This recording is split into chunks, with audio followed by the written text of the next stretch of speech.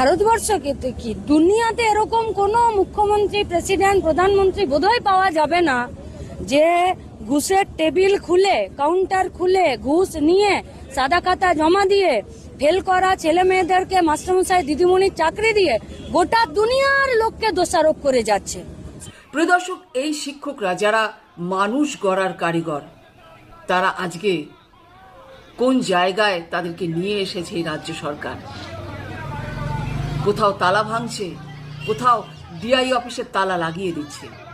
বিভৎস একটা পরিস্থিতি হওয়াটাই স্বাভাবিক, কারণ এদের চাকরি চলে গেছে, জীবন জীবিকা নিয়ে যেখানে টান পড়েছে সেখানে তো মানুষ এই রকম কাজ করতে বাধ্য। কোথায় গেছে আমাদের রাজ্যটা?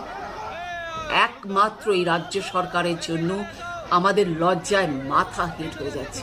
আমরা রাস্তার মধ্যে এখানে আমাদের সাথে যে অন্যায় হচ্ছে, সে অন্যায় আমরা মানছি না, মানবো না।